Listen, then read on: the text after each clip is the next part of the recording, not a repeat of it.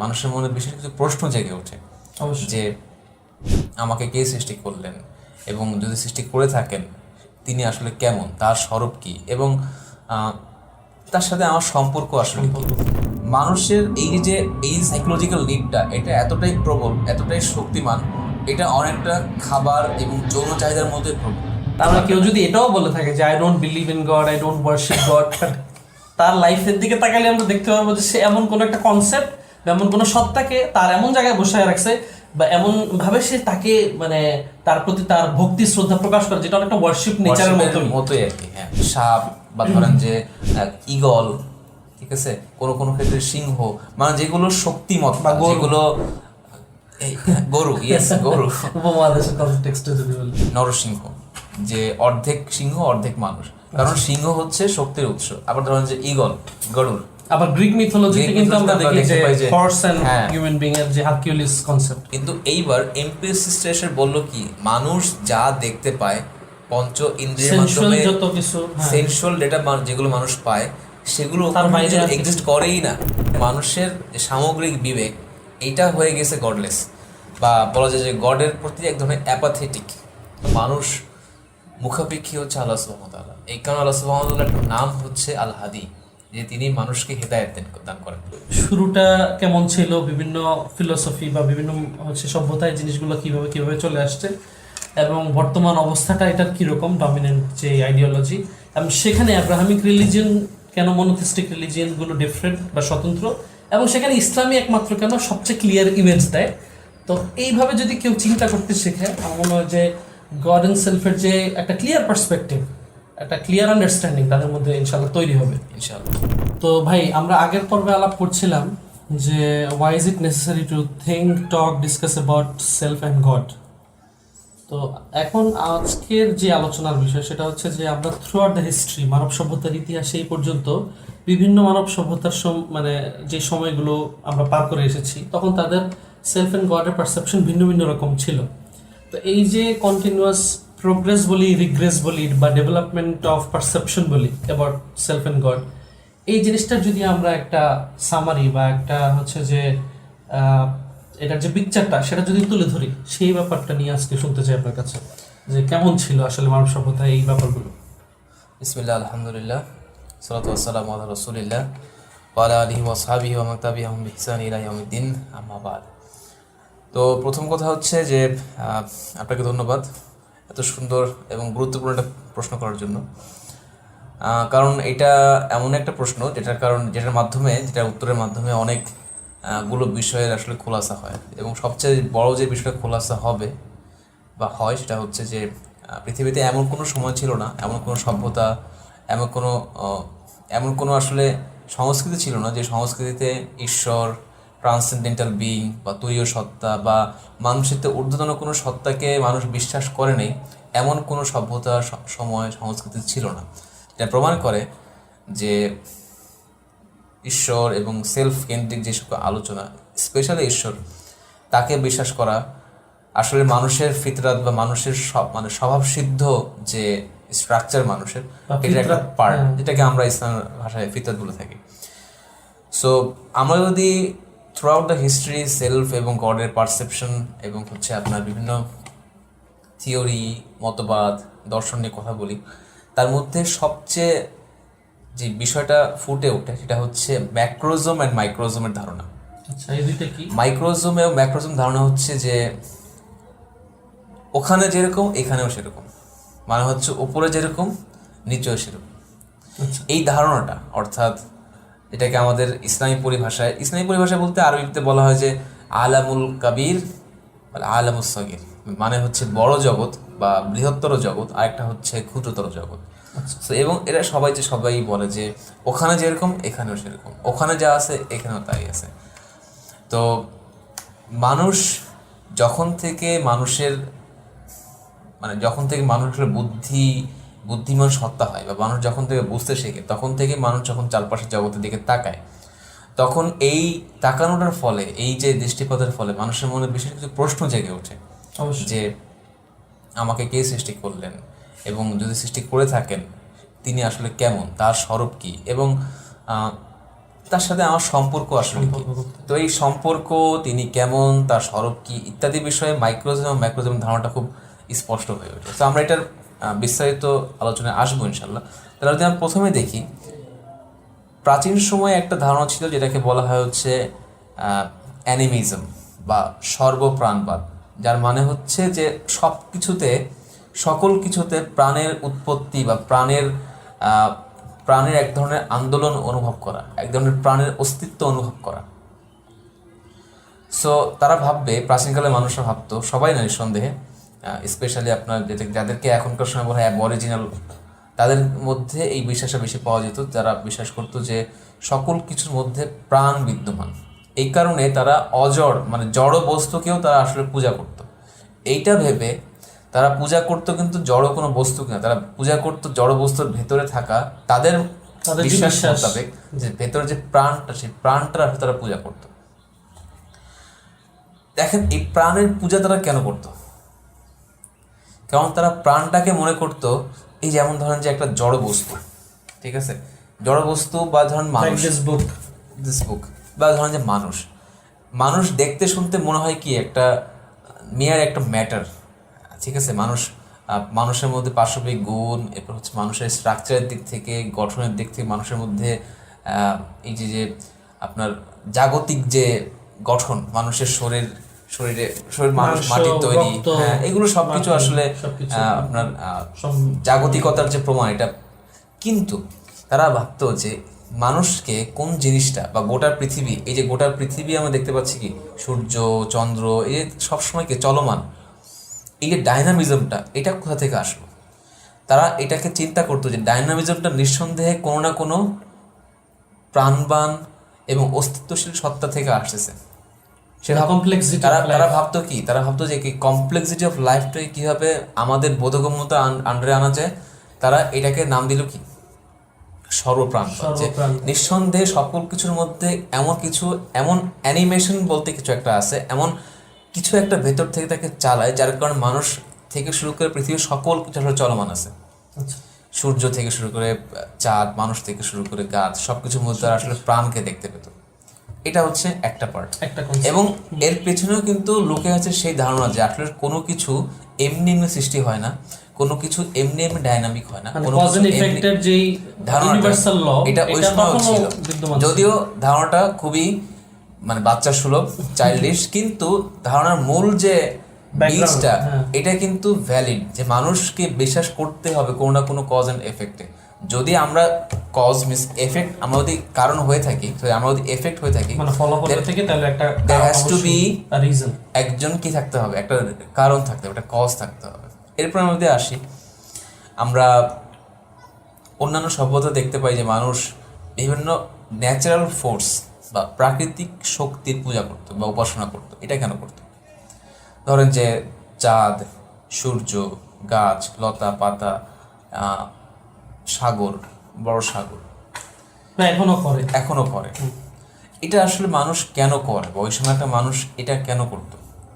কারণ মানুষ যখন কোনো বড় কিছুর দিকে তাকায় না, তখন তার নিজেকে মনে হয় অনেক ছোট, এবং তার ইচ্ছা হয় সেই বড় জিনিসটার মধ্যে নিজেকে বিলীন করে দিতে। এবং এই জিনিসটা সব সময় মানব সভ্যতার ইতিহাসে সব সময় মানুষের মধ্যে দেখা গেছে, এবং আজকে পর্যন্ত বা ভবিষ্যতে যত বছরই মানুষ, ইভেন এই যে সর্বপ্রাণবাদ বা অ্যানিমিজমের ধারণার যে কথা বললাম, মানুষ এটা বুঝতো যে এই যে আমি যে জিনিসটা পূজা করতেছি, এই পূজা করাটা আমি আসলে জড় বস্তুটাকে পূজা করতেছি না, করতেছি ভেতরে প্রাণটাকে। এই ধারণাটা ইটসেলফ চাইল্ডিশ নিঃসন্দেহে। কিন্তু এই যে বিষয় যে সে হাজার আমার সাথে ছোট হোক, কিন্তু তার ভেতরে যে প্রাণটা আছে, যে প্রাণটা হচ্ছে পরমাত্মার সাথে কোনো না কোনোভাবে সম্পর্কিত, তার কাছে যে আমাকে উপাসনা করতে হবে, তার কাছে আমাকে যে নিজেকে নত করে দিতে হবে, নুইয়ে দিতে হবে, এই যে উপাসনা, নিজের চাইতে ঊর্ধ্বতন কোনো সত্তা, হায়ার কোনো বিং, হায়ার কোনো পারপাস, এবং তার কাছে নিজেকে উৎসর্গ করে দেওয়া, উপাসনা, এটা কিন্তু এই জিনিসটা কিন্তু মানুষের একদম ইনগ্রেইন, মানুষের সাইকোলজিতে। তো যেটা বলছিলাম যে আপনার বিভিন্ন ন্যাচারাল ফোর্স বা প্রাকৃতিক শক্তির পূজা করা, এটা আমরা মিশরে দেখতে পাই, এটা আমরা ভারতে দেখতে পাই, এটা আমরা একটু সফিস্টিকেটেড ওয়েতে চীনে দেখতে পাই। সো প্রাকৃতিক শক্তির পূজা করাটা এইটা বলতে পারেন যে মানুষের ধর্মের ইতিহাসে খুব কমন একটা ফ্যাক্টর বা কমন একটা চিন্তা যে মানুষ কোনো না কোনো প্রাকৃতিক শক্তির পূজা করে। কেননা আচ্ছা, এখানে একটা বিষয় আমি একটু মানে ক্লিয়ার করার জন্য, যে মানুষের তাহলে একটা বিষয় থাকবেই যে সে মানে তার চেয়ে বড় কোনো অধিক কিছু বড় বা হচ্ছে তার চেয়ে সুপার হায়ার কোনো বিং এর প্রতি সবসময় তার একটা তার চেয়ে ক্ষমতাবান সুপিরিয়র, এক কথায় এমন কিছু বিভিন্ন দিক থেকে এমন কিছু সে সন্ধান সবসময় করে আসছে এবং সে যদি প্রকৃত অর্থে যেই কনসেপ্টটা কানেক্ট উইথ দ্য ডিভাইন এটার সাথে পরিচিত না হয়ে থাকে অথবা ওই কনসেপ্টটা যদি আত্মস্থ করতে নাও পারে, তারপরে সে ভুল পদ্ধতিতে হলেও সেটাকে সে বাস্তবায়ন করে ছাড়বে। কারণ এটা ওই যে আমরা যে গত পর্বে যেটা বলেছি যে আসলে মানুষের এই সাইকোলজিক্যাল নিডটা এটা এতটাই প্রবল, এতটাই শক্তিমান, এটা অনেকটা খাবার এবং যৌন চাহিদার মধ্যে প্রবল বা তার চেয়ে বেশি কোনো ক্ষেত্রে, যার কারণে মানুষ ভুল পথে হলেও ভুল মাধ্যমে হলেও এই যে আর্টসটাকে এটাকে স্যাটিসফাই সে করবেই করবে। এবং আরেকটা বড় বিষয় হচ্ছে যে মানুষ শুধুমাত্র জেনে গেলে, এখনকার সময় যেমন হয় না যে আমি জানি যে আল্লাহ তাআলা আছেন, এরপরে আমি জানি যে স্রষ্টা আছেন, কিন্তু তাকে আমি পূজা করি না, তাকে আমি উপাসনা করি না, তাকে আমি ভালোবাসি না, তাকে আমি ইবাদত করি না। কিন্তু এইটা মানুষের সাইকোলজিক্যাল যে গঠন এর সাথে যে আসলে ইনকংগ্রুয়েন্ট। এই কারণে মানুষ যখনই কাউকে জানে যে সে তার চাইতে উত্তম, তার চাইতে সুপিরিয়র, তার চাইতে অনেক অনেক গুণে ঊর্ধ্বতন, তাকে সে পূজা না করে, উপাসনা না করে, ওয়ার্শিপ না করে, মনের ভাব ভালোবাসা দিয়ে তার মধ্যে বিলীন না হওয়ার যে ইচ্ছাটা, বিলীন হতে পারার যে ইচ্ছাটা, এটা না আসাটা পসিবল। এবং এটা আমরা যদি একটু দুনিয়াবি কিছু ছোট ছোট এক্সাম্পল দিই, ধরেন আপনার সামনে দিয়ে আজকে প্রধান উপদেষ্টা হেঁটে যাবেন, হ্যাঁ, তো তখন আপনি যেভাবে দাঁড়াবেন, আপনি যেভাবে মানে একটু একদম আপনার যে শারীরিক অবস্থা, আপনি এমন ভাবে নিজেকে উপস্থাপন করার চেষ্টা করবেন যেন জিনিসটা তার প্রতি একটা ভক্তি বা শ্রদ্ধা প্রকাশ করে, আপনাকে ভালো দেখায়। সো এই জিনিসটা আপনি যত জিনিসটাকে মানুষের লেভেল থেকে যত উপরে নেওয়ার চেষ্টা করবেন, তত বেশি পরিমাণে গাঢ় হবে। আপনি আরো বেশি হতে পারে যে আপনি বাংলাদেশের উপদেষ্টার সামনে একভাবে দাঁড়াচ্ছেন, আমেরিকান প্রেসিডেন্টের সামনে হয়তো আরেকভাবে দাঁড়াবেন। সেটা আপনার আইডিওলজিক্যাল ডিফারেন্সের কারণে আপনি কিভাবে দাঁড়ান সেটা নিয়ে আলাপ না, কিন্তু মানুষ সাইকোলজিক্যাল যে প্রোজেনিটা, এটা যে মূল উৎসটা সাইকোলজিক্যাল, যে মানুষ যখন কাউকে মনে করে, যাকে যত উপরে মনে করে, যত সুপিরিয়র মনে করে, তখন তার কাছে সে তত বেশি নত হতে থাকে। যদিও নত হওয়া ব্যাপারটা স্রষ্টা ছাড়া অন্যদের ক্ষেত্রে যে এই যে মানসিক নত হওয়ার ব্যাপারটা, এটা সবসময় ওয়ার্শিপ টাইপের ব্যাপার না, কিন্তু ভাবটা, ভক্তি বা শ্রদ্ধার যে ভাবটা, ভক্তি শ্রদ্ধা, এটা কিন্তু একদমই কমন। যে আপনি যখন কাউকে জানবেন যে সে আপনার সাথে বড়, উত্তম, সুপিরিয়র, আপনি যে জিনিসটাকে গুরুত্বপূর্ণ মনে করেন, সেই ক্ষেত্রে আপনি যাকে গুরুত্বপূর্ণ মনে করেন, আপনি তার প্রতি মানসিকভাবে ঝুঁকে থাকবেন, আপনি মানসিকভাবে তার সাথে লেগে থাকবেন। এটা একদম, যেমন অনেকে দেখা যায় না যে তাদের যে সেলিব্রিটি ক্রাশ থাকে, তাকে দেখার জন্য বা তার সামনে গেলে পরিমাণে ভিড় করে, এবং তার সামনে গেলে মানুষ কি ধরনের পাগলামি আচরণ আমরা এটা বিভিন্ন সময় দেখতে পেয়েছি। যে ফ্যানরা যখন কোনো তার মানে লং কোভেটেড কোনো সেলিব্রিটির সামনে যখন সে এসে যায়, যখন তারা এনকাউন্টার করে, তখন তারা কোন ধরনের মানে একদম যেন বরফের মতো গলে যায়, ক্রেজি আচরণ করে, পাগলামি করে, যেটা সে নিজেও জানে না যে এই পাগলামি আচরণটা করে ফেলবে।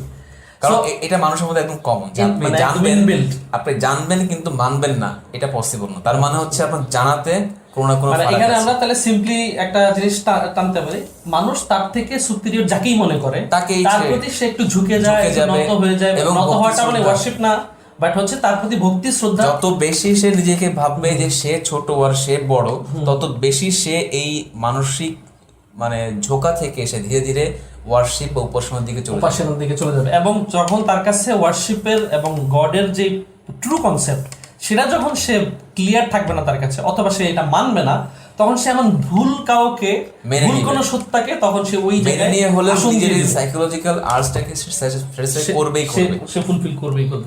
মানুষ খাবার দাবার হয় হালাল উপায়ে অথবা হারাম উপায়ে সে করবে, এটাকে মানে এই নিডটা, এই আর্টসটাকে সে কোনোভাবেই ডিনাই করতে পারবে না, এটাকে সে কোনোভাবেই আনআনসার্ড, আনঅ্যাটেন্ডেড রেখে দিতে পারবে না। কেউ যদি এটাও বলে থাকে যে I don't believe in god, I don't worship god, তার লাইফের দিকে তাকালে আমরা দেখতে পারবো যে সে এমন কোন একটা কনসেপ্ট এমন কোনো সত্তাকে তার এমন জায়গায় বসায় রাখছে বা এমন ভাবে সে তাকে মানে তার প্রতি তার ভক্তি শ্রদ্ধা প্রকাশ করে, যেটা অনেকটা ওয়ার্শিপ নেচারের মতোই আর কি। হ্যাঁ, তো আমরা যেখানে বলছিলাম যে আমরা যে প্রাকৃতিক যে পূজা, ফোর্স এগুলোর পূজা দেখতে পাই, সাগর হোক, পানি হোক, বা কোনো বড় গাছ হোক, বা কোনো সাপ হোক। স্পেশালি জীবজন্তুর মধ্যে আমরা দেখতে পাই যে সাপ, বা ধরেন যে ঈগল, ঠিক আছে, কোনো কোনো ক্ষেত্রে সিংহ, মানে যেগুলো শক্তিমত, বা যেগুলো গরু, ইয়েস গরু, উপমহাদেশের কনটেক্সটে যদি বলি, নট অনলি উপমহাদেশ, বিভিন্ন ক্ষেত্রে আমরা দেখতে পাই যে গরুকে তারা আসলে, মানে এখানে আমার দুইটা কনসেপ্ট আছে। একটা হচ্ছে কোন একটা প্রাণী দ্বারা সে উপকৃত হয়, হ্যাঁ, এই সেন্সে সে হয়তো তার প্রতি একটা ভক্তি শ্রদ্ধা এবং অথবা অথবা তার ক্ষতি থেকে বাঁচার ক্ষতি থেকে বাঁচাও হতে পারে। এবং কোনো কোনো ক্ষেত্রে, এবং বেশিরভাগ ক্ষেত্রে এটা হয় হচ্ছে সেই প্রাণীটা যখন কোনো শক্তির উৎস হয়। যেমন আমরা দেখি যে ইন্ডিয়ান যে মিথোলজি, তার মধ্যে একটা বিশেষ ক্যারেক্টার হচ্ছে নরসিংহ, যে অর্ধেক সিংহ অর্ধেক মানুষ, কারণ সিংহ হচ্ছে শক্তির উৎস। আবার ধরেন যে ঈগল, গরুর। আবার গ্রিক মিথোলজিতে কিন্তু আমরা দেখি যে হর্স এন্ড হিউম্যান বিং এর যে হারকিউলিস কনসেপ্ট। সো যেখানে শক্তি, যেখানেই ধরেন যে প্রতিপত্তি, ক্ষমতা, এবং তার মধ্যে এক ধরনের যে মানে ইন্দ্রজালে নেওয়ার মতো যে ক্ষমতা, যেমন ধরেন যে মানুষ সাধারণত সাগরের কাছে গেলে একটু বিউইচ হয়ে যায়, মানুষ সাধারণত একটু ভাবুক হয়ে যায়। তারা ভাবতো এই ভাবুক হয়ে যাওয়াটা, এই যে বড়ত্ব দেখে যে আমি নত হয়ে যাচ্ছি, এই যে গলে যাচ্ছি ভেতর থেকে, এটা হচ্ছে সে হচ্ছে আমার জন্য একটা ওয়ার্শিপের বস্তু। সো আমরা নেচারের যে পূজাটা বা নেচারের যে ওয়ার্শিপটা, এটা থ্রু আউট দ্য হিস্ট্রি অনেকবার বিভিন্ন সময় রিকারেন্ট ওয়েতে আমরা দেখতে পাই এটা। তারপরে আমরা দেখতে পাই ফিলোসফিক্যাল সফিস্টিকেশনের যুগ, যেখানে ক্ষেত্রটা অনেক বেশি ডাইভার্সিফাইড হয়ে যায়। আচ্ছা, একটা সময় ছিল, যদি আমরা স্বাভাবিকভাবে দেখি তাহলে দেখবো যে একটা সময় ছিল প্রি ফিলোসফিক, আর একটা হচ্ছে ফিলোসফিক।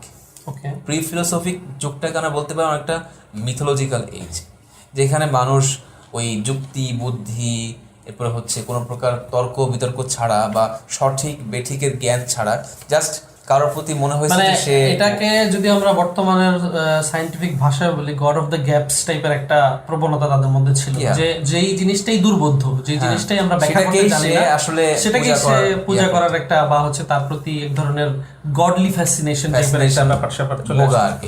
এটা ছিল।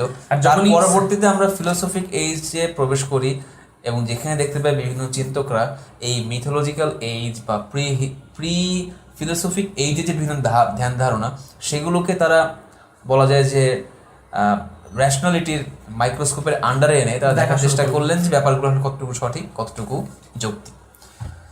সো যদিও অনেকে বলে থাকে যে ফিলোসফির জন্ম হচ্ছে গ্রিসে, কিন্তু এইটা আসলে সত্য কথা না। মডার্ন ফিলোসফির কথা যদি বলি তাহলে নট মডার্ন, মানে ফিলোসফির জন্ম তারা বলে থাকে যে থেলিস থেকে, কিন্তু থেলিসের আগেও আমরা চীনে বা ইন্ডিয়াতে ফিলোসফির চর্চা দেখতে পাই। সো ফিলোসফি মানে হচ্ছে সার্টেন ওয়েতে যুক্তি বুদ্ধির মাধ্যমে জীবন এবং জগতের যে প্রশ্নগুলো আছে, বিগ কোয়েশ্চেনগুলো আমরা গত পর্বে আখ্যায়িত করেছিলাম, সেই বিগ কোয়েশ্চেন্সগুলোর আনসার খোঁজার চেষ্টা করা, not by emotions or you can what can you say it, মানে মানুষ যে প্রবৃত্তি তাড়িত হয়ে যে কাজগুলো করে, মানে কারোর প্রতি গডলি ফ্যাসিনেশনের ভোগা, উইদাউট প্রপার রেশিওসিনেশন, যে আদতে সে সঠিক কি বেঠিক, এর কারণ কি, আদতে সে পূজার যোগ্য কিনা, আদতে সে উপাসনার যোগ্য কিনা, এগুলো চিন্তা ভাবনা না করে মিথোলজিক্যাল এই যে মানুষ যে অকারণে যে গডলি ফ্যাসিনেশনের ভুক্ত বিভিন্ন বস্তু, ফোর্স, এবং কোনো কোনো সময় পশু পাখি প্রাণীর প্রতি,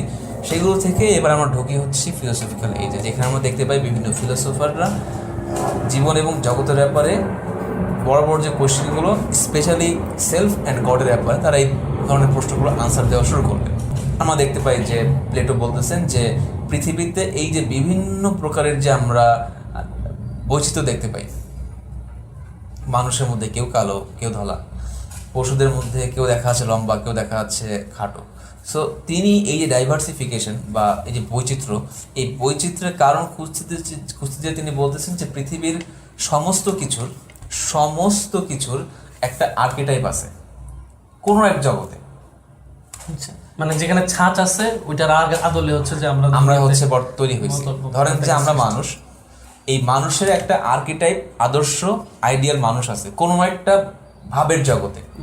আচ্ছা, এখন এই ভাবের জগৎটা কি, কোথায় সেটার অবস্থা, ব্যাখ্যা এগুলো আমরা তিনি জানি না। স্পেসিফিক্যালি বা তিনি এগুলো খোলাখুলি বলেননি, কিন্তু তিনি বলছেন কোন একটা ভাবের জগতে এই ধরনের আর্কিটাইপ বিদ্যমান থাকে, যেখানে আদর্শ ঘোড়া, আদর্শ তেলাপোকা, আদর্শ মানুষ, আদর্শ সবকিছুর একটা করে আদর্শ বা আর্কিটাইপ থাকে, ঠিক আছে।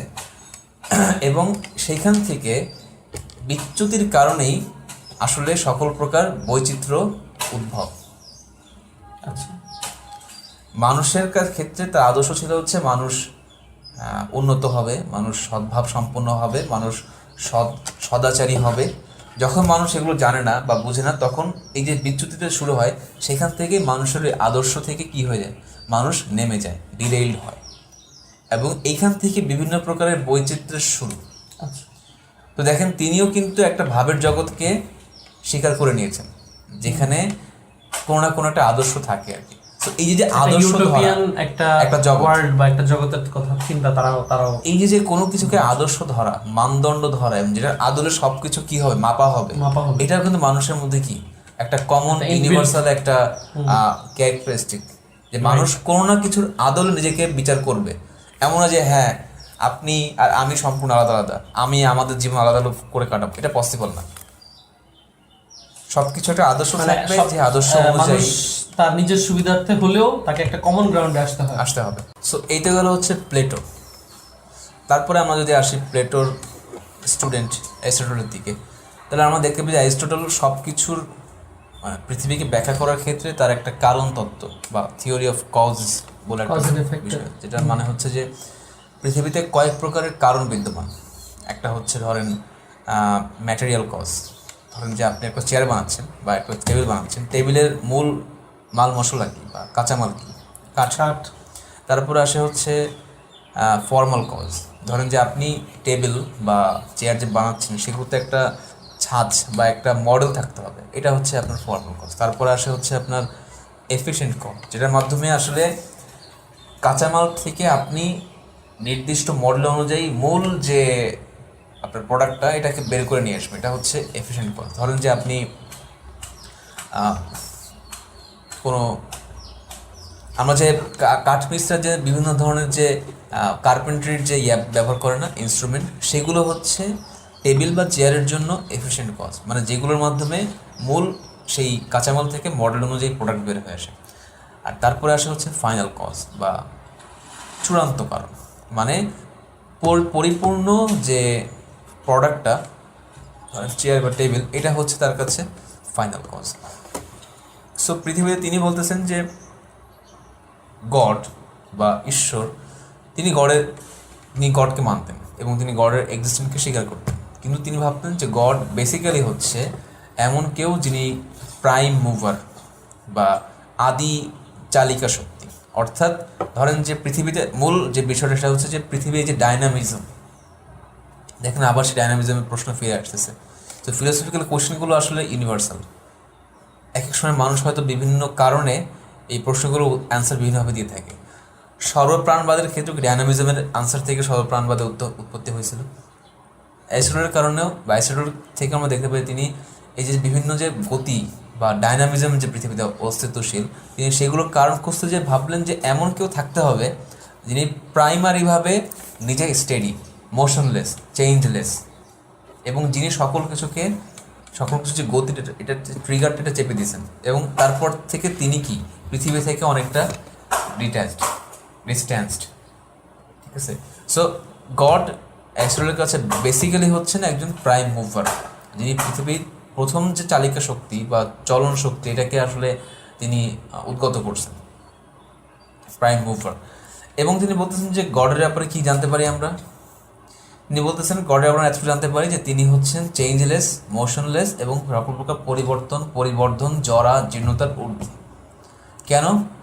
আবার সেই আমরা সাধারণভাবে যেগুলোকে বলে থাকি আর কি, যে কজ অ্যান্ড এফেক্টের যে সূত্র আর কি, যে আপনি যদি ভাবেন যে একে অ সৃষ্টি করছে, তাকে সে সৃষ্টি করছে, তাকে ও সৃষ্টি করছে, এভাবে যদি আপনি দেখেন ইনফিনিট রিগ্রেসের যে সূত্রটা, এই অনুযায়ী আপনাকে একটা না একটা জায়গায় থামতেই হবে, এবং সেই থামার যে জায়গাটায় তিনি হচ্ছেন basically god, prime mover, motionless এবং চেঞ্জলেস। এটা হচ্ছে অ্যারিস্টটলের ধারণা। তার পরবর্তীতে এবং তার আগেও, অর্থাৎ গ্রিক ফিলোসফিকে সাধারণত দুটো ভাগে ভাগ করা হয়। একটা হচ্ছে থেলিস থেকে নিয়ে সক্রেটিস পর্যন্ত, প্রি সক্রেটিক যুগ, আরেকটা হচ্ছে পোস্ট সক্রেটিক যুগ। সো প্রি সক্রেটিক যুগ এবং পোস্ট সক্রেটিক যুগ দুই ক্ষেত্রে আমরা গ্রিক ফিলোসফারদের মধ্যে দেখতে পাই এক ধরনের অ্যাক্টিভ ম্যাটেরিয়ালিজম, যার মানে হচ্ছে তারা ভাবতেন, স্পেশাল ডেমোক্রিটাস, তিনি ভাবতেন যে পৃথিবীর সব কিছুই আসলে ছোট ছোট কিছু কণা দ্বারা তৈরি, এবং তারা হচ্ছে পৃথিবীর সকল মানে গতিময়তার উৎস। দেখেন আবারও সেই ডায়নামিজম থেকে তারা আসলে ফিরে যাচ্ছেন, যে আসলে এই ডায়নামিজমটাকে ব্যাখ্যা করব কিভাবে। পৃথিবী যে চলমান, পৃথিবী যে ডায়নামিক ওয়েতে যে আগায় যাচ্ছে, এটাকে ব্যাখ্যা করবোটা কীভাবে। তো দেখেন, তিনি অ্যারিস্টটল বা প্লেটো বা অন্যান্য ফিলোসফাররা হয়তো এটাকে ব্যাখ্যা করছেন কী দিয়ে? গড দিয়ে। কিন্তু আবার কেউ কেউ ব্যাখ্যা করছেন কী দিয়ে? ম্যাটার দিয়ে, পরমাণু দিয়ে, অণু দিয়ে। কিন্তু মানুষকে এটাকে ব্যাখ্যা কিন্তু করতেই হচ্ছে। মানুষ কিন্তু এটাকে আনআনসার রেখে দিতে পারতেছে না। ডেমোক্রেটরাও জানতেন যে আমরা সাধারণত যেই অণুগুলোকে দেখি, এই অণুগুলো কোনো সময় চলে না। এই যে বইয়ের যে পেজ, তিনি বলবেন এটার মধ্যে কি আছে? অ্যাটম আছে। কিন্তু অ্যাটমকে তিনি দেখতে পাচ্ছেন না, চলতেছে না, কিন্তু আমরা চলতে পারতেছি।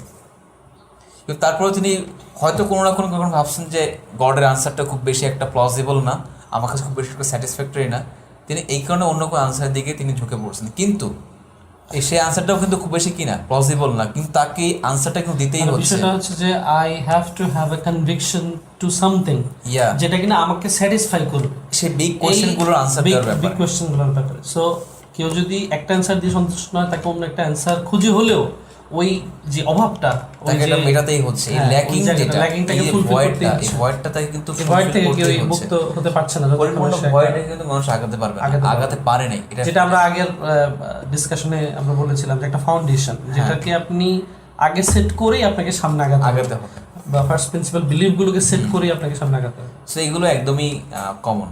সো থেলিস বা তার পরবর্তীতে, নট থেলিস, বেসিক্যালি ডেমোক্রিটাস বা তার পরবর্তীতে আমরা বিভিন্ন ফিলোসফারকে এই ধরনের অ্যাক্টিভ ম্যাটেরিয়ালিস্ট বা অ্যাক্টিভ অ্যাটমিস্ট হতে দেখি। অ্যাটমিজমের যে প্রপোজালটা, এটাকে আমরা তাদেরকে গ্রহণ করতে দেখি। তো আমরা যদি এবার আসি চাইনিজ ফিলোসফি বা চীনের দর্শনের দিকে, তাহলে আমরা এখানে দেখতে পাই যে মূল স্ট্রাকচার দ্বারা, সেটা হচ্ছে তারা বিশ্বাস করতে হচ্ছে দুইটা ফোর্স, একটা হচ্ছে ইন, একটা হচ্ছে ইয়াং। ইন হচ্ছে আপনার কিছুটা ইনঅ্যাক্টিভ, কিছুটা কমনীয়, নমনীয়, একটু নারী সুলভ, একটু ফেমিনিন, ঠিক আছে, একটু নরম। আর ইয়াং হচ্ছে একটু পুরুষালী, একটু পুরুষ সুলভ, একটু অ্যাক্টিভ, রাফ অ্যান্ড টাফ, একটু ব্রুটিশ। সো যদিও এরা দিন শেষে অপোজিং কোয়ালিটিস এর অধিকারী, তবে এরা কোনো প্রকার কনফ্লিক্টে যায় না। তারা হচ্ছে হারমোনিতে বিশ্বাস করে, এবং হারমোনির মাধ্যমে তারা মনে করে যে পৃথিবীর সব কিছু চলতেছে হচ্ছে এই দুইটা অপোজিং কোয়ালিটির পারস্পরিক যে সহাবস্থান বা হারমোনি, এর মাধ্যমে। মানে নারী পুরুষের একটা সুপার ন্যাচারাল ভার্সনকে তারা কল্পনা করে, সুপার ন্যাচারাল বা কসমিক ভার্সন যদি বলা যায়।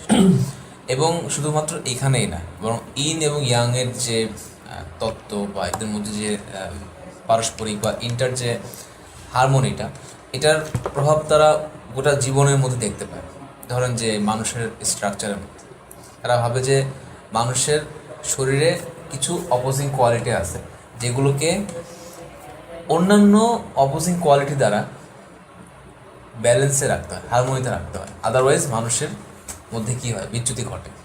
তারা মনে করে মানুষের যত প্রকার রোগ, ইনক্লুডিং সাইকোলজিক্যাল, মানুষের সকল প্রকার রোগ শুরু হয় হচ্ছে বিচ্যুতি থেকে, আদর্শ অবস্থার বিচ্যুতি থেকে। ওই যে আর্কিটাইপ, প্লেটোর আর্কিটাইপ। আপনি যদি খাবার দাবারের ক্ষেত্রে ভারসাম্য রক্ষা না করতে পারেন, তাহলে আপনার শরীরে ফিজিক্যালি যত প্রকার এলিমেন্টস দেখা দেয়। আপনি যদি মানসিকভাবে নীতিনৈতিকতার বোধের ঠিকমতো অনুসরণ না করেন, তাহলে আপনার মধ্যে সাইকোলজিক্যাল বিভিন্ন ধরনের এলিমেন্টস দেখা যাবে। তো তারা মনে করে যে সকল প্রকার বিচ্যুতি হচ্ছে প্রাকৃতিক যে ওয়ে, যেটাকে তারা বলে থাকে তাও বা দাও। দাও মানে হচ্ছে ওয়ে, ন্যাচারাল ওয়ে, মানে ইন এবং ইয়াং এর যে সাধারণ যে সাধারণ যে স্বভাবসিদ্ধ রাস্তা, স্বাভাবিক যে পন্থা, সেখান থেকে বিচ্যুত হলে আপনার শরীরে যেমন রোগ দেখা দিবে আর মনেও তেমনি রোগ দেখা দিবে, একই রকমভাবে রোগ দেখা দিবে অর্থনৈতিক ক্ষেত্রে এবং রাজনৈতিক ক্ষেত্রে। এই কারণে তারা মনে করে শাসক হতে হবে এমন যে শুধুমাত্র দমন পীড়নের মাধ্যমে তারা শাসন করবে না, তারা হচ্ছে মানুষের মধ্যে সহাবস্থান, মানুষের মধ্যে হারমোনি, ব্যালেন্স, এগুলোকে বজায় রেখে তারা শাসন করবে। এই কারণে তারা শাসককে খুব ইম্পর্টেন্ট মনে করে। তারা মনে করে শাসক হচ্ছে বেসিক্যালি ইন এবং ইয়াংয়ের ইচ্ছার প্রতিনিধিত্বকারী এই পৃথিবীতে। তারা শুধুমাত্র মানুষের মানে মানবিক সাবজেক্ট অর্থাৎ মানুষকে শাসন করে না, তারা মানুষের যে স্পিরিচুয়াল যে বিভিন্ন উপাদান বা স্পিরিচুয়াল যে মানুষের মধ্যে বিভিন্ন এন্টিটি, এগুলোকে পড়ে মানুষ শাসন করে। কিসের মাধ্যমে? তাও বা দাওয়ের মাধ্যমে। দেখা যাচ্ছে মানে আপনি যেভাবে ঈশ্বরকে বা ট্রান্সেন্ডেন্টাল বিইংকে দেখেন, এখানে কিন্তু কোনো ঈশ্বরের নাম নেই, এ ফিলোসফিক্যাল এজ, এখানে কোনো ঈশ্বরের নাম নেই, কিন্তু একটা ট্রান্সেন্ডেন্টাল বিইং, একটা ট্রান্সেন্ডেন্টাল কনসেপ্ট যার মাধ্যমে আপনি মনে করেন পৃথিবীর সব কিছু পরিচালিত হচ্ছে। চাইনিজদের কাছে এটা হচ্ছে ইন এবং হচ্ছে ইয়াং, যার মাধ্যমে আপনার শরীর থেকে শুরু করে একদম রাজনীতির সর্বোচ্চ স্তর পর্যন্ত সব কিছু কী হচ্ছে, পরিচালিত হচ্ছে। যখনই আপনি ইন এবং ইয়াংয়ের স্বাভাবিক রাস্তা সেখান থেকে বিচ্যুত হবেন, তখনই আপনার শরীর থেকে শুরু করে একদম রাজনৈতিক ক্ষেত্র পর্যন্ত আপনার মধ্যে কী দেখা দেয়, বিচ্যুতি, অসুখ, বিসুখ এবং যত প্রকার মাল ট্রিটমেন্ট সব শুরু হয়ে যাবে। আচ্ছা, সো আপনি ওখানে বা তাকে যেভাবে কল্পনা করবেন, আপনি নিজেকে ঠিক সেভাবেই পাবেন বা নিজের মধ্যে ঠিক সেই বিষয়গুলোর প্রতিফলন দেখতে পাবেন। মানে ওখানে যেমন এখানে তেমন, মাইক্রোজোম আর ম্যাক্রোজোম। যেমন কিছু মানুষ এটাও বিশ্বাস করে যে যারা স্পেশালি অ্যাস্ট্রোলজিতে বিশ্বাস করে বা হরোস্কোপে বিশ্বাস করে, তাদের মধ্যে দেখা যায় যে তারা বিভিন্ন মানে মহাকাশের দূরবর্তী কোন তারার অবস্থান কোথায় সেটার উপর ডিপেন্ড করে বিভিন্ন হেভেনলি যে বডি, তারা মনে করে সেই হেভেনলি বডি যে বডিগুলো সেগুলোর প্রভাব পড়ে হচ্ছে মানুষের দেহে, মানুষের মনে, মানুষের মনস্তত্ত্বে। ওখানে যেরকম এখানেও সেরকম। ইভেন আপনার মানে বিভিন্ন ধরেন যে আমরা ব্যবহার করি ইংলিশে লুনাটিক যে ওয়ার্ডটা, এই ওয়ার্ডটা লুনাটিক, লুনার মানে কি চন্দ্র সংক্রান্ত কোনো কিছু।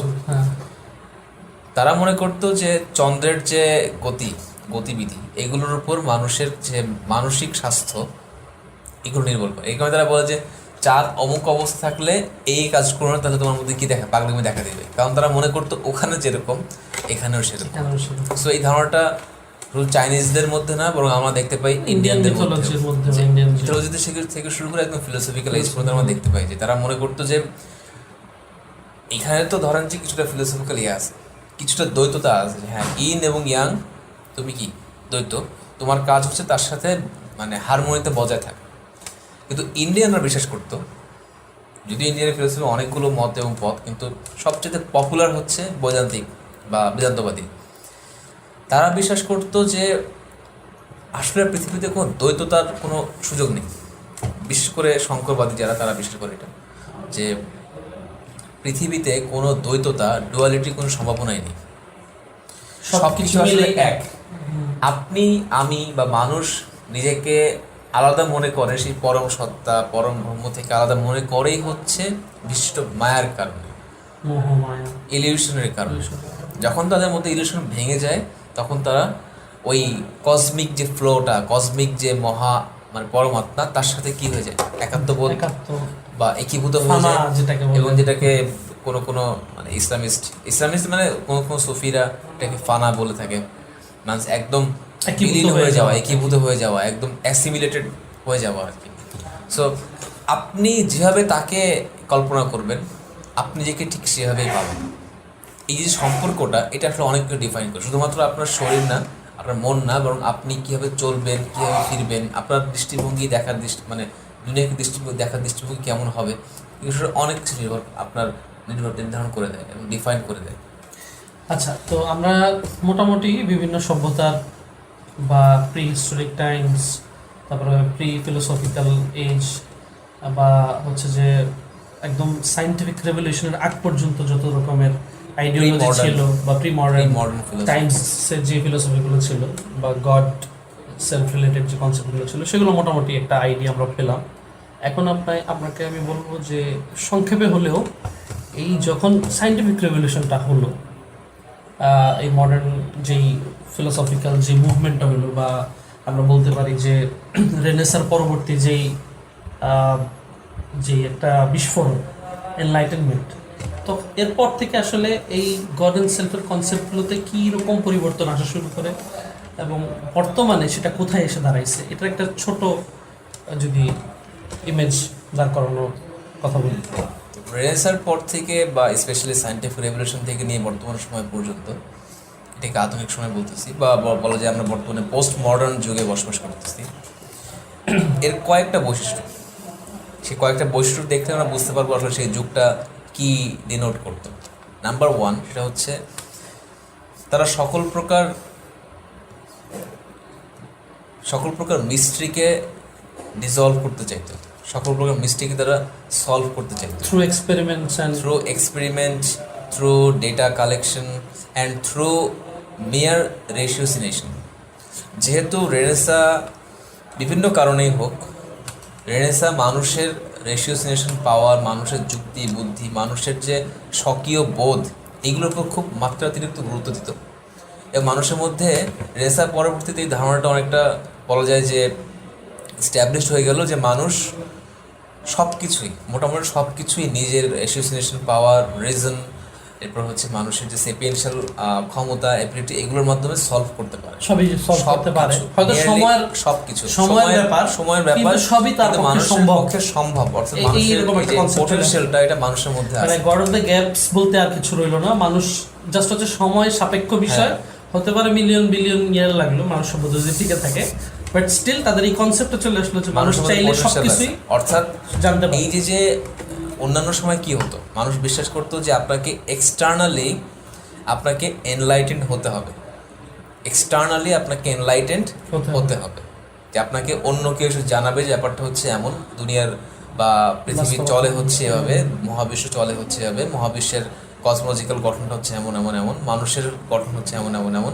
তারপরে যারা বিশ্বাস করতেন এই যে এক্সটার্নালি এনলাইটেন্ড হওয়ার যে কনসেপ্টটা, এটা তখন থেকে দূর হয়ে গেল এবং প্রতিষ্ঠিত হলো কি সেলফ এনলাইটেনমেন্টের যে পোটেনশিয়ালটা, এটা যে আমি নিজে আলোকিত হতে পারি যদি আমি এই কাজগুলো করে থাকি। এটা হচ্ছে এক। এই কারণে যেটা হলো যে মানুষ মিস্টিক্যাল, রহস্যবোধক সব কিছুকে তারা ভাবলো কি যে এগুলোকে আমি ব্যাখ্যা করব, এবং এইখান থেকে শুরু হয় 2 নম্বর কোয়ালিটি বা 2 নম্বর বৈশিষ্ট্য, সেটা হচ্ছে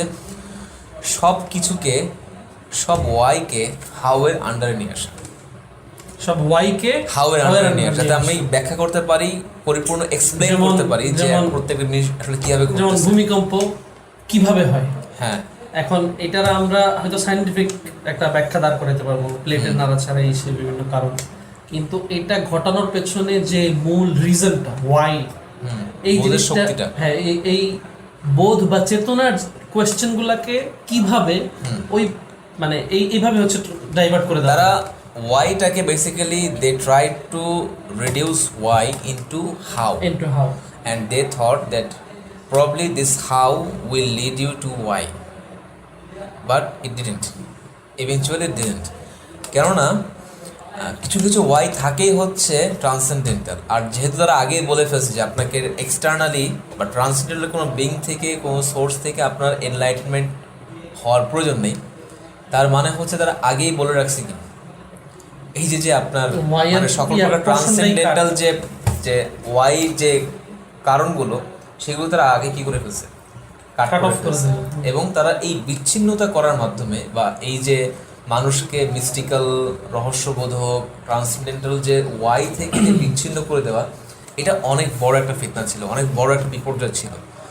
তো মানুষ ভাবা শুরু করলো এরপর থেকে যে সব কিছুকে আপনি যখন হাউ হিসেবে বর্ণনা করবেন, if you describe anything with how, that means it is why. দ্যাট মিনস ভূমিকম্প যখন ব্যাখ্যা করবেন যে টেকটনিক প্লেটের নড়াচড়ার কারণে হচ্ছে, দ্যাট মিনস ইট ইজ, এর বাহিরে কি আছে আর সে দেখবে না। তার পরবর্তীতে আমরা দেখি যে এই যে রিজনিং, রেশিওসিনেশন পাওয়ারের উপর যে অতিরিক্ত গুরুত্ব আরোপ, তারপরে আমরা দেখতে পাই জন লক এবং তার পরবর্তীতে নিউটনের মাধ্যমে, স্পেশালি রজার বেকন, এরপরে তার পরবর্তীতে আপনার বিভিন্ন ফিলোসোফার, এবং তার পরবর্তীতে মানে বেসিক্যালি নিউটনের আগে নিউটন খুব বড় একজন বলা যায় সিগন্যাল, বা বলা যায় যে একদম খুব ওয়াটারশেড মোমেন্টে তিনি পৃথিবীতে আসছেন নিউটন।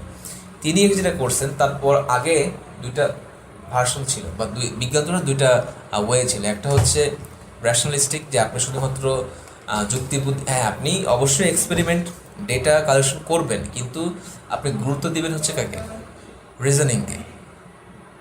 এবং বিশ্বাস করবেন যে মানুষের মধ্যে ইনেট কিছু একটা থাকে, ইনেট আইডিয়াস বলে কিছু থাকে, যেগুলো ব্যবহার করে আপনি পৃথিবীতে ডেটা কালেকশন করলে আপনি সত্য পর্যন্ত পৌঁছাতে পারবেন।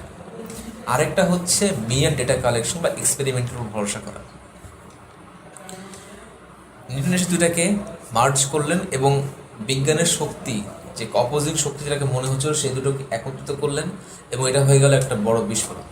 তার পরবর্তীতে এসে বিজ্ঞান চলে গেল হচ্ছে এম্পিরিসিস্টদের হাতে, যারা বলা শুরু করলো যে পৃথিবীতে আসলে মানুষের জ্ঞানের উৎস হচ্ছে, মানে আগে যেটা হতো, এখন পর্যন্ত ধারণা ছিল, সম্ভাবনা ছিল যে কিছু কিছু হাউ ওয়াইকে এক্সপ্লেন করতে পারে না, কিন্তু এইবার এম্পিরিসিস্ট এসে বলল কি, মানুষ যা দেখতে পায় পঞ্চ ইন্দ্রিয়ের মাধ্যমে, সেন্সুয়াল ডেটা যেগুলো মানুষ পায়, সেগুলো এক্সিস্ট করেই না। সুতরাং তার মানে হচ্ছে তুমি যখনই কোনো কিছু হাউ বর্ণনা করে ফেলতেছো and there is no why, that's the end, that's the apex।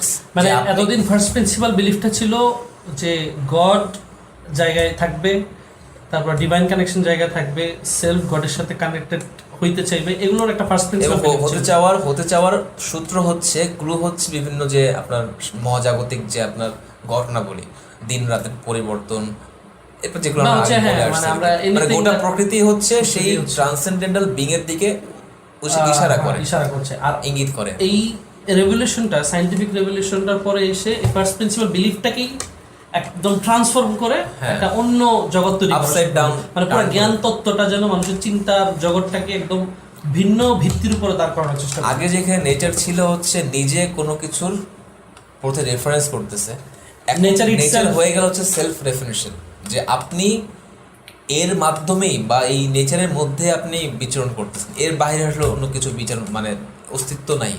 সুতরাং তার মানে হচ্ছে আপনি যখন পরিপূর্ণ ক্ষমতা ব্যবহার করে সকল প্রকার ডেটা সংগ্রহ করে যখন কোনো সিদ্ধান্ত দিচ্ছেন, দ্যাট মিনস এর উপরে আর কিছু হয় না।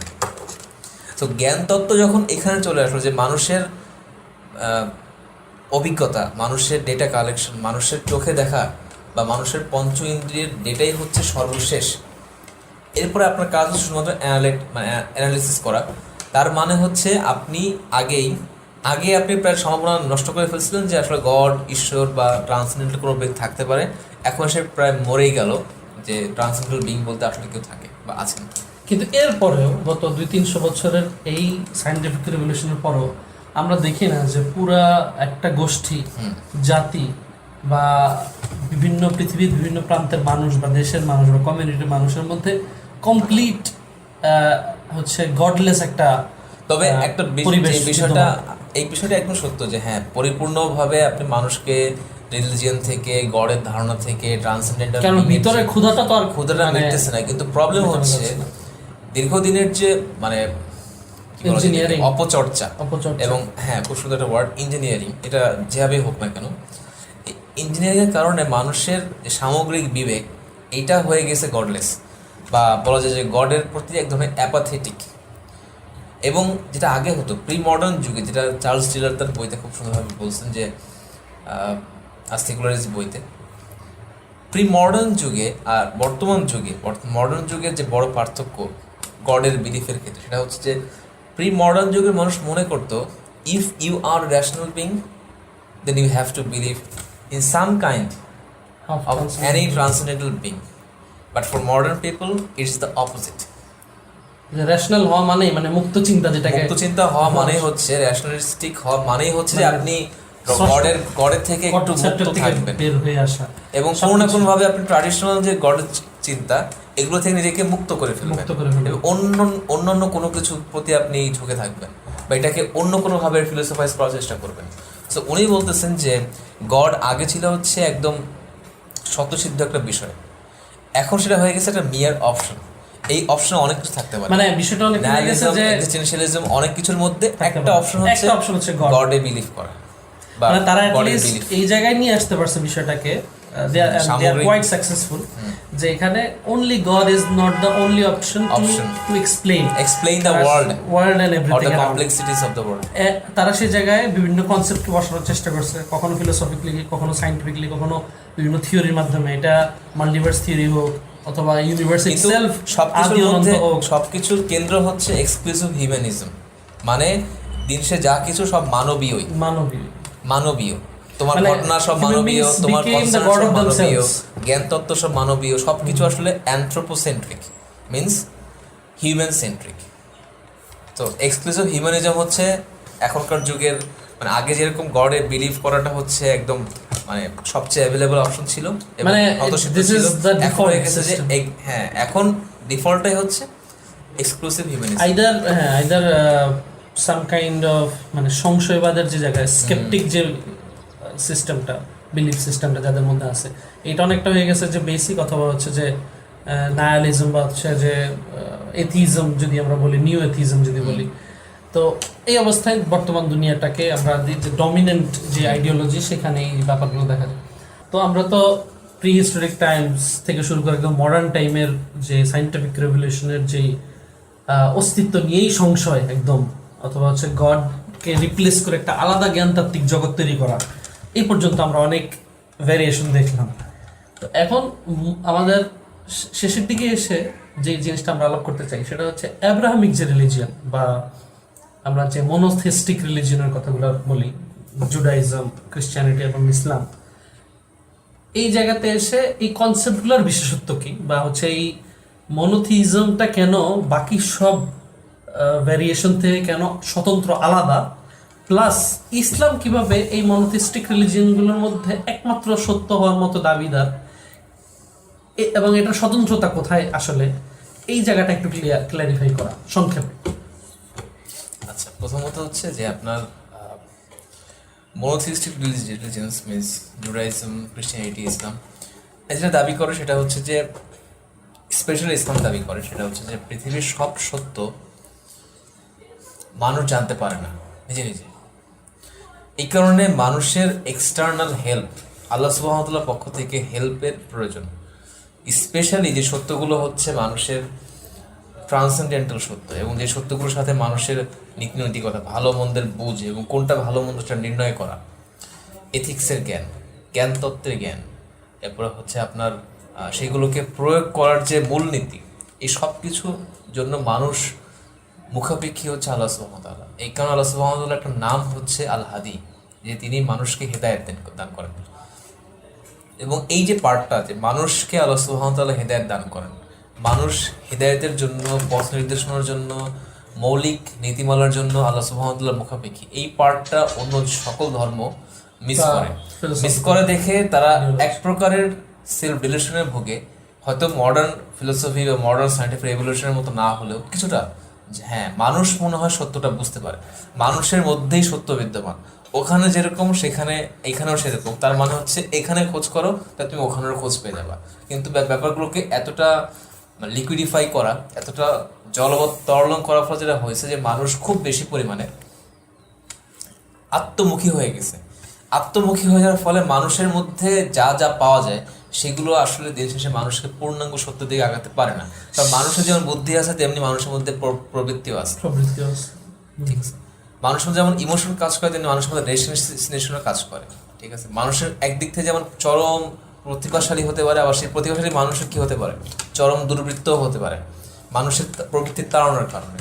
সো এই মানুষের মধ্যে যখন মানুষ নিজেকে ডুবিয়ে ফেলে, তখন কিন্তু মানুষ সত্য থেকে দূরে সরে যায়। কিছু সত্য হয়তো দেখা সে পায়, কিন্তু পূর্ণাঙ্গ যে সত্য, এই সত্যের জন্য মানুষ সবসময় কি আল্লাহ সুবহানাহু ওয়া তাআলার মুখাপেক্ষী হয় বা মুখাপেক্ষী থাকে। এখানে এবং একটা জিনিস অ্যাড করব, সেটা হচ্ছে যে দর্শকদের বোঝার সুবিধার্থে, যে মানুষের যে সীমাবদ্ধতা, এটাকে আগে অ্যাড্রেস করা বা একনলেজ করা।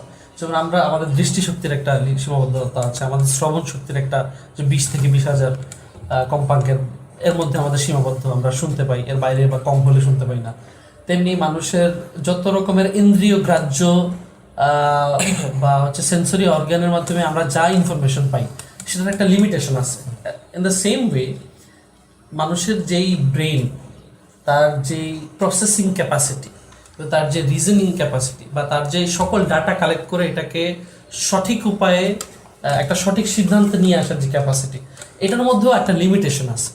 সো এই লিমিটেশনটাকে, কারণ মানুষের একটা ব্যাপার তাকে বুঝতে হয় যে মানুষ যদি বিলিয়ন্স অফ ইয়ার্সও স্পেন্ড করে ফেলে, তাহলেও তার পক্ষে মহাজাগতিক সকল সত্য জানার মতো এনাফ টাইম হয়তো তার কাছে নাই, বা হয়তো সে হয়তো মানে জ্ঞানের ব্যাপারটা এরকম যে আপনি যতই জানবেন মনে হবে যে মানে আপনার হ্যাঁ, এটাকে আপনি যত জানছেন তত মনে হবে যে আপনার আরো জানার বাকি, হ্যাঁ আরো জানার বাকি রয়ে গেছে। যেমন ফিলোসফিক্যালি আমরা একটা কনসেপ্ট পড়েছিলাম যে ফিলোসফির যে একদম বেসিক কোর্স করায় সেখানেই আছে, সক্রেটিসের সম্ভবত আমার যতটুকু মনে আছে, বা প্লেটোর, যে একটা মানুষ মনে করে যে জানার মতো পৃথিবীতে বিষয় আছে 200, তার মধ্যে সে 150টা কনসেপ্ট সম্পর্কে জানে। তো সে কিন্তু নিজের ব্যাপারে ধারণা করবে যে আমি 4/3 অংশ সম্পর্কে দুনিয়াতে যা আছে আমি জানি, সে নিজেকে মোটামুটি জ্ঞানী মনে করে। আরেকজন মানুষ আছে, সে মোটামুটি জানে যে দুনিয়াতে জানার মতো টপিক আছে 1 লাখ, সেখানে আমার 10,000 জানা আছে, তো আমি জানি মানে 1/10, 10/1 সে কিন্তু নিজেকে তখন এতটা জ্ঞানী মনে করতেছে না।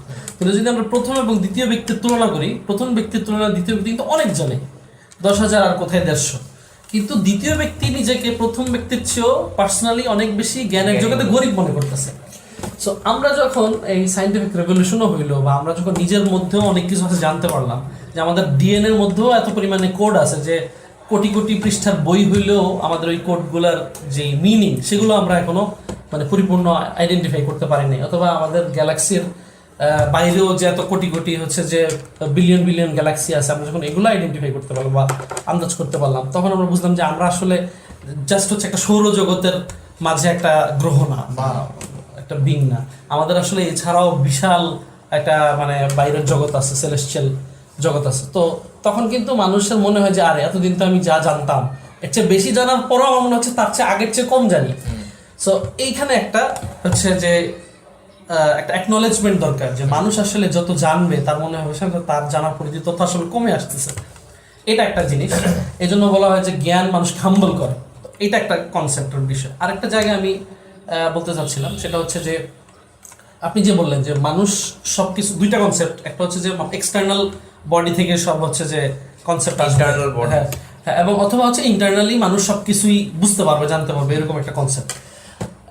এটাকে কম্বিনেশন যদি আমরা নিয়ে আসি, যেটা কিনা অ্যাব্রাহামিক রিলিজিয়নের একটা বিশেষত্ব, এটা আমাদের সামনে নোয়াম চমস্কির একটা বই আছে সামনেই, ওনার একটা কনসেপ্ট আছে, মানে উনি যেহেতু লিঙ্গুইস্ট, তো ওনার কনসেপ্ট হচ্ছে এরকম যে প্রত্যেকটা মানুষের মধ্যেই ইউনিভার্সাল যেই ল্যাঙ্গুয়েজ অ্যাকোয়ারিং সিস্টেমটা, এটা সেট আপ করা আছে, এবং তাকে আপনি যেই ভাষার পরিবারেই জন্মগ্রহণ করুক না কেন, একজন জার্মান ফ্যামিলিতে জন্মগ্রহণ করেছে, একজন ইন্ডিয়ান ফ্যামিলিতে, একজন হচ্ছে বাংলাদেশের বিভিন্ন, তার ওই সিস্টেমটা থাকার কারণে হয় কি যে তার জন্য ওই ল্যাঙ্গুয়েজ অ্যাকোয়ার করা অনেক ইজি হয়, সে ইনপুটটা নিয়ে আউটপুট দিতে পারে, সে যেখানে থাকুক, মানে তার মধ্যে সিস্টেম আছে, জাস্ট হচ্ছে ওটার মধ্যে আপনি যে ল্যাঙ্গুয়েজটাই দিবেন ওই ল্যাঙ্গুয়েজটা ইজিলি বের হয়ে আসবে।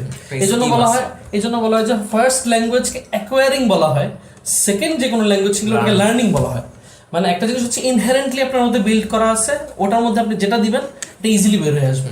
সো আমরা অ্যাব্রাহামিক রিলিজিয়নের বিশেষত্বটা এইভাবে ধরতে পারি, বা আমরা যদি ইসলামের দিকে একদম ন্যারো ডাউন করে নিয়ে আসি, যে এখানে আপনার মধ্যে একটা ইনহেরেন্ট ইনবিল্ট একটা হচ্ছে গড এন্ড ডিভাইনের একটা কানেকশন এবং সেলফকে আইডেন্টিফাই করার একটা কানেকশনটাকে বোঝার একটা ইনবিল্ট একটা ক্যাপাসিটি দেওয়া আছে, বা একটা সিস্টেম দেওয়া আছে, ফিতরাত দেওয়া আছে, এবং এক্সটার্নালি আপনাকে তখন ইনফরমেশন নিয়ে ইন্টারনালি যেই সেট আপ দেওয়া আছে সেটার সাথে কানেক্ট করতে হবে, তখন গিয়ে আপনি হচ্ছে একটা সঠিক পথ এবং পদ্ধতির দিকে আগাতে পারবেন। এটা সবসময় মনে রাখতে হবে যে আপনি সবকিছুর জন্য এক্সটার্নাল যে উৎসটা আল্লাহ সুবহানাহু ওয়া তাআলা, তার প্রতি কিন্তু আপনি সবসময় কি মুখাপেক্ষি, এবং আপনি কখনোই যেভাবে ইন্ডিয়ানরা বা চাইনিজরা বা অন্যান্য যারা হচ্ছে প্যানথিস্টিক ফিলোসফি যারা অবলম্বন করে, তারা যেভাবে বিভ্রান্ত হয়েছে, তারা মনে করে যে আপনি যখন নিজের প্রতি খুব বেশি ইনভেস্টেড হয়ে যাবেন, নিজেকে যখন জানবেন, আত্মোপলব্ধি যখন আপনার বাড়তে থাকবে, তখন আপনি ধীরে ধীরে কি হয়ে যাবেন, তার দিকে আগে যাবেন, আপনি তিনি এবং আপনি কি হয়ে যাবেন, এক হয়ে যাবেন, তখন আপনার তার মধ্যে কোনো পার্থক্য থাকবে না। এটা হচ্ছে সমস্যা। পার্থক্য সবসময় আপনার এবং তার মধ্যে থাকবে, কিন্তু আপনি নিজেকে যত বেশি জানবেন তত বেশি আল্লাহ সুবহানাহু ওয়া তাআলার কাছে আপনি যাবেন, এবং আপনি নিজেকে তত বেশি কি করতে পারবেন, তার সাথে কানেক্ট করতে পারবেন, তার নিকটে যেতে পারবেন, কিন্তু কখনো আপনি তিনি হয়ে যাবেন। তো এখানে খুব ভালো একটা জিনিস যে আপনি বললেন অ্যাব্রাহামিক রিলিজিয়ন এই দুটো বিষয়কে ব্লেন্ড করছে, কিন্তু ব্লেন্ড করার ক্ষেত্রে যে স্পষ্ট যে ডিমার্কেশনটা, যে তিনি আর আপনি কখন এক হবেন না, কিন্তু আপনি তার কাছাকাছি যেতে পারবেন, আপনি তার নিকটে যেতে পারবেন, কারণ তিনি এবং আপনি আমরা দুনিয়াবি ভাষায় যদি বলি, আপনি প্রধান উপদেষ্টার প্রতিনিধি হতে পারেন, আপনি ক্লোজ লোক হতে পারেন, আপনি কত ভালো প্রতিনিধি হবেন এটা হচ্ছে আপনার বিষয়, যে আপনি নিজেকে স্পিরিচুয়াল যে রিফ্লেকশন এবং তার যে কাল্টিভেশন সেটার মাধ্যমে আপনি নিজেকে ধীরে ধীরে আপগ্রেড করতে পারেন, কাছাকাছি যেতে পারবেন, কিন্তু আপনি তার জায়গাটা দখল করতে পারবেন না, কখনোই প্রধান উপদেষ্টা হতে পারবেন না। মানুষ কখনোই, সৃষ্টি কখনোই আল্লাহ হতে পারবে না। এবং এটাই হচ্ছে অন্যান্য যে কোনো ফিলোসফি, অন্য ধর্মের চাইতে ইসলামের এবং অন্য যে সকল মানে বিশুদ্ধ অ্যাব্রাহামিক মনোথিস্টিক রিলিজিয়ন, এটার পার্থক্য হচ্ছে এখানে যে সে আপনাকে আগে এটা বলে, হ্যাঁ তুমি এক্সটার্নাল উৎসের প্রতি মুখাপেক্ষী, কিন্তু তোমার মধ্যেও এবং প্রকৃতির মধ্যে আল্লাহ সুবহানাহু ওয়া তাআলা অনেক কিছু দিয়ে রাখছে যার মাধ্যমে তুমি তাকে না দেখেও কি তাকে ফিল করতে পারবা। এবং এই ফিল করাটাই হচ্ছে কি, এই ফিল করাটা হচ্ছে তোমার সাথে তার কানেকশনের মূল যে সূত্র, সেটা যত বেশি তুমি তাকে ফিল করতে পারবা তত বেশি তোমার কাছে মনে হবে সবকিছু তারই দান। কিন্তু আপনি কখন এটা ভাববেন না যে সবকিছু তার দান মানে কি সবকিছু তিনি বা আমি মনে হয় তিনি হয়ে গেছি, ব্যাপারটা হচ্ছে এই ডিমার্কেশনটা খুব ইম্পর্টেন্ট। সো আমরা মোটামুটি এই জায়গাতে মোটামুটি এই জিনিসটা ক্লিয়ার হতে পারলাম যে এই যে ব্যারিয়ারটা, যে আমরা সৃষ্টি, তিনি স্রষ্টা, এই ব্যারিয়ারটাকে ধরে রেখেই আপনি হচ্ছে তার মুখাপেক্ষী হবেন, তার প্রতি নত হবেন এবং হচ্ছে তার সাথে যত ক্লোজ হওয়া যায়, ফিল করা যায়, ডিভাইন এই যে মানে হেভেনলি ফিলিংটা সেটাকে অর্জন করা যায়, সেটা করা যাবে। এবং অ্যাব্রাহামিক রিলিজিয়নগুলো এই জায়গায় স্বতন্ত্র। এখন যদি আরেকটু ন্যারো ডাউন করে জাস্ট হচ্ছে ইসলাম কেন এই ক্ষেত্রে একমাত্র, ইসলাম কেন শুধুমাত্র একমাত্র ধর্ম যে এই জায়গাতে এসে সবচেয়ে ক্লিয়ার কনসেপ্টটা আদম আলাইহিস সালাম থেকে শুরু করে আজ পর্যন্ত ধরে রাখছে, বাকি যে কনসেপ্টগুলো ফিলোসফিক্যাল এবং স্পিরিচুয়াল সেগুলো ডিরেইলড হয়ে গেছে বা ডেভিয়েটেড হয়ে গেছে, সেই জায়গাটা সংক্ষেপে যদি বলো। মূল কারণ এটাই যে ইন্টারনাল বিষয়টা মানুষের মধ্যে এখনো সেটা আছে অবশ্যইভাবে, ওই ক্ষুধা, ওই ক্রেভিং, ওই ফিতরাত আল্লাহ সুবহানাহু ওয়া তাআলা এখনো দিয়ে রাখছে মানুষের মধ্যে। কিন্তু পার্থক্যটা হচ্ছে এক্সটার্নালি যত বেশি আপনার ফিল্টারটা ক্লিয়ার হবে তত বেশি আপনি এদের সাথে কানেক্টেড থাকতে পারবেন। যেমন আমরা অন্যান্য ধর্মের ক্ষেত্রে এক্সটার্নাল যে উৎসটা অর্থাৎ বিকৃত আসমানি কিতাবগুলো বা যেটা আল্লাহ সুবহানাহু ওয়া তাআলার পক্ষ থেকে আসছে সেগুলো বিকৃত হয়ে যাওয়ার কারণে ধর্মটার সাথে বা মানুষের সাথে ধর্মটার যে কানেকশনটা এটা দুর্বল হয়ে গেছে, ডিরেলড হয়ে গেছে বা কোনো কোনো ক্ষেত্রে একদম অপেক হয়ে গেছে। কিন্তু ইসলামের মূল মানে স্বতন্ত্রতাই হচ্ছে এখানে যে সে এক্সটার্নাল উৎসটাকে আগে খুব ক্লিয়ার করে রাখছে, যাতে মানুষ সবসময় তার দিকে তাকালে যাতে মানুষ নিজেকে দেখতে পায়, এটাই হচ্ছে মূল পার্থক্য।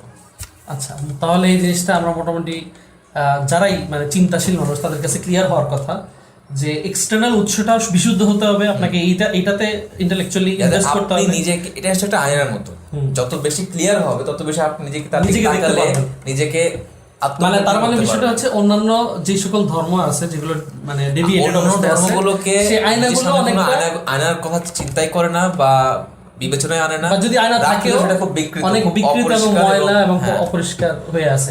ইসলাম ওই আয়নাটাকে একদম পরিষ্কার রূপে ধরে রাখছে এবং আপনার মধ্যে ইন্টারনালি ওই সেটআপটা দেওয়া আছে, আপনি জাস্ট সামনে দাঁড়াবেন, আপনাকে রিফ্লেকশনটা দিয়ে দেবে ক্লিয়ার। এখন আপনার বিষয় হচ্ছে আপনি সেখান থেকে গ্রহণ করার মতো ক্যাপাসিটি, যোগ্যতা এবং আপনার সেই ইচ্ছাটা আছে কিনা, উইল পাওয়ারটা আছে কিনা, আপনার মধ্যে সেই কারেজ, উইল পাওয়ার এবং ওই চেষ্টা, ওই কিউরিওসিটি, এই জিনিসগুলো আপনার মধ্যে আছে কিনা, then you will find always there is a mirror for you.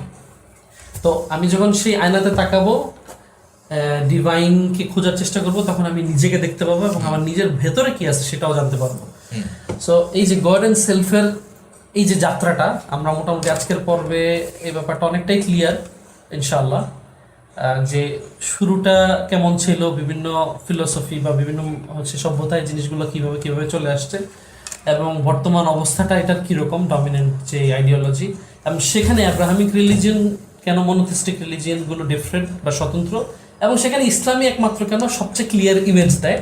তো এইভাবে যদি কেউ চিন্তা করতে শেখে, আমার মনে হয় যে গড অ্যান্ড সেলফের যে একটা ক্লিয়ার পার্সপেক্টিভ, একটা ক্লিয়ার আন্ডারস্ট্যান্ডিং তাদের মধ্যে ইনশাআল্লাহ তৈরি হবে ইনশাআল্লাহ। তো নিজেকে জানুন, নো দাই সেলফ, এবং স্রষ্টাকে জানুন, no God, and vice versa. He is the source. He is the source of every মানে সাটল থেকে শুরু করে একদম হচ্ছে প্রশস্ত বা স্থূল থেকে শুরু করে স্থূল, একদম হ্যাঁ, একদম বলা যায় সূক্ষ্ম যে পর্যন্ত সূক্ষ্ম সবই। সকল জ্ঞানের উৎস। তো ইনশাআল্লাহ আশা করি আমরা যারাই আলোচনাটা শুনেছে, আজকের এই আলোচনা শুনেছে, সবাই ইনশাআল্লাহ এর থেকে উপকৃত হবে। আজকের পর্বে এখানেই তাহলে বিদায় নিচ্ছি ইনশাআল্লাহ। পরবর্তী পর্বে ইনশাআল্লাহ আবার দেখা হবে। আসসালামু আলাইকুম ওয়া রাহমাতুল্লাহ।